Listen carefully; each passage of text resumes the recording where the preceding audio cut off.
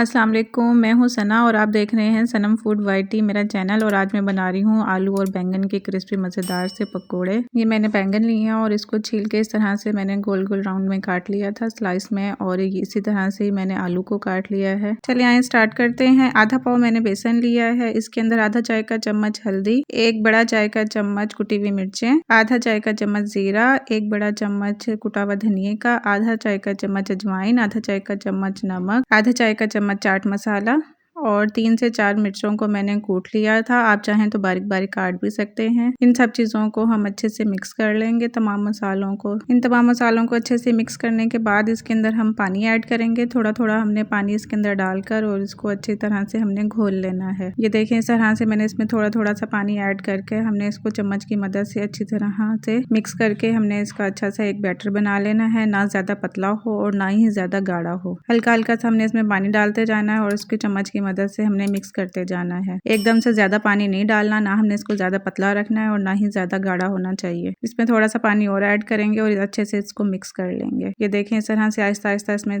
डाल के पानी और इसको मिक्स कर लेंगे। देखें, ना ज्यादा गाढ़ा है ना ज्यादा पतला। इस तरह से हमने इसका एक बैटर तैयार करना है और थोड़ा सा हमने इसके अंदर फ्रेश हरा धनिया डाल देना है और इसको भी मिक्स कर लेना है। मजेदार से क्रिस्पी बैंगन के और आलू के पकौड़े बनकर तैयार होंगे। ये देखें, सारा मसाला और हरा धनिया अच्छे से मिक्स हो गया। ये कढ़ाई के अंदर मैंने सरसों का ऑयल लिया है और उसको गर्म कर लिया है। चाहे तो आप अपनी मर्जी से कोई भी इसके अंदर ऑयल यूज़ कर सकते हैं।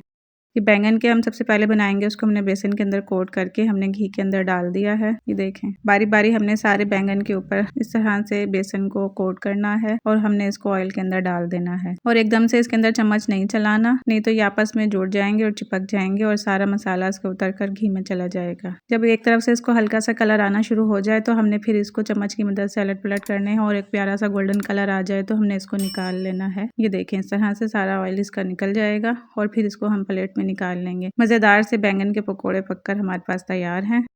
ये हमने सारे निकाल लिए हैं।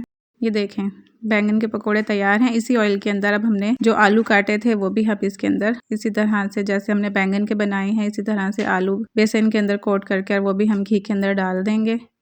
और इतने डालेंगे जितने हमारे आराम से कढ़ाई के अंदर आ सकें। जब हल्का सा ये नीचे से पक जाए तो हमने इसको चम्मच की मदद से अलट पलट करते रहना है ताकि जले ना एक साइड से। और जब हल्का सा गोल्डन ब्राउन कलर आ जाए और आलू अच्छे से अंदर से गल जाएं तो हम इसको स्टिनर की मदद से निकाल लेंगे। ये देखें, मज़ेदार क्रिस्पी मज़ेदार आलू के पकोड़े हमारे पास तैयार हैं। हमने सारे इसी तरह से निकाल लेने हैं और सारे इसी तरह से ही बना लेने हैं। आलू और बैंगन के दोनों पकोड़े हमारे पास तैयार हैं। चलिए आए मैं तोड़ के दिखाती हूँ। जो हमने पहले बैंगन के पकोड़े बनाए थे उसको मैं तोड़ के दिखाती हूँ। ये देखिए, अंदर से कितना सॉफ्ट और ऊपर से क्रिस्पी है। ये बैंगन के हमारे पास तैयार हुए हैं और इसी तरह से ये आलू वाला है।